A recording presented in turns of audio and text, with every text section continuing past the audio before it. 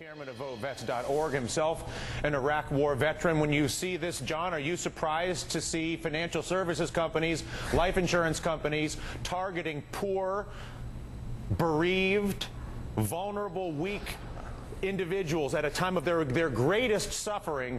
Does this surprise you?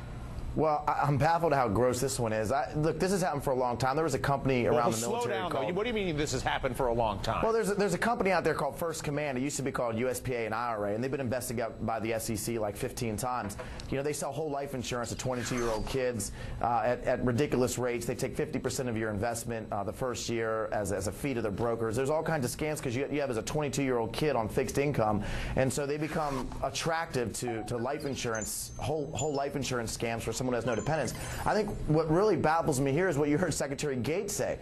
I'm still trying to figure out if this is the SGLI program because the family who was on yesterday, their son was killed in Afghanistan, and that was a $400,000 payout. So I have SGLI. Everybody in the military has SGLI. It's basically you're forced to do it. You sign up, you pay like something like $50 a month, and you get a $400,000 payout on that. Plus, you get a $200,000 death benefit if you die. So if you're a single, 25-year-old male soldier who dies, you should get $600,000 to whoever you decide. Mine is half to my mom, half to my dad. But if the government's partaking and not understanding and telling the soldiers or the Marines or the airmen who on the backside sort of financing the insurance, we're basically telling our troops, hey, sign up right here before you go to war. Everyone has to fill this form out for their life insurance. So I don't think anyone has any idea who's backing up the government program. If the government has participated in this, and they owe these families the money. I don't care about the private insurance companies. I mean, if the government's telling our troops, hey, you need SGLI, you got to do this, or they're participating in it, it's wrong. And then the at the same time, time, step in and fix it. Right, but it's very profitable for the MetLife building just down the street here on Park Avenue. If you could say something to Representative Sanchez or ask Representative Sanchez to do something to help you, John, what would it be? There needs to be hearings on this, and if MetLife and Prudential will make up the difference, the federal government does. If they can bail out the banks, then they owe these fallen soldiers' families a lot of money and interest that they've lost because the government participated in an insurance scam.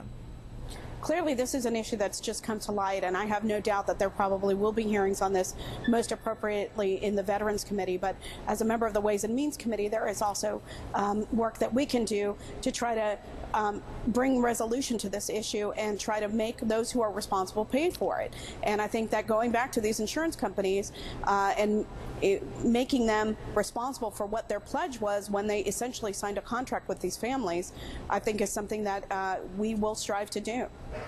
Can you think of better leverage for a bailout, John, than coming to Washington, having lost all of the death benefit of all of our soldiers gambling? Without FDIC insurance, you're guaranteed to get whatever you want from the government at that point and keep your bonus, aren't you?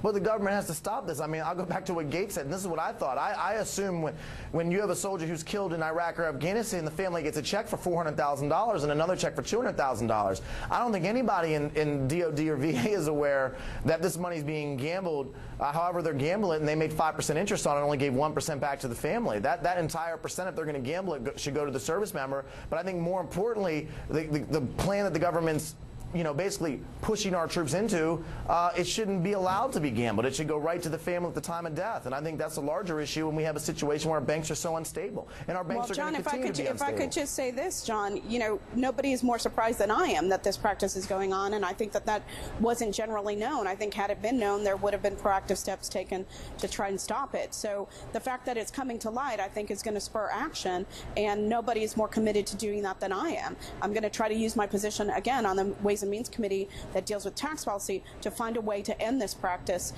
if we can, because it's a despicable practice and it's an unsafe practice, and you're absolutely right. Could have huge repercussions, not just for the families, but for the whole country if there is another economic meltdown. So you have my pledge that I will do what I can to try to move prospectively to stop this this practice by the insurance company. Well, let us know what VoteVets.org can do. We got 100,000 people on our website that support veterans, that take on, making sure our vets get what they need, making sure our wars are fought the right way. So when you want VoteVets' help, you just get with us, and we'll back you up in any way. I think this is one that we can all align around. I'm sorry, Representative Sanchez. Go ahead. No, we would be very pleased to work with your organization, obviously. Listen, thank you both for having the conversation. And as I was about to say, I do believe this is an issue we can all align around. And it's incredibly powerful to give us an insight as to the psychology and business practices of the financial professionals here in New York who don't make their living seeking to lend or invest money to America, but instead make their money trying to capture custody of other people's money. In this case, the assets of the bereaved, sprinkle crumbs to keep the control of that asset, and then use it as a speculative instrument for their own enrichment until they end up at the government door with the leverage of having lost the money for the most honorable in this country.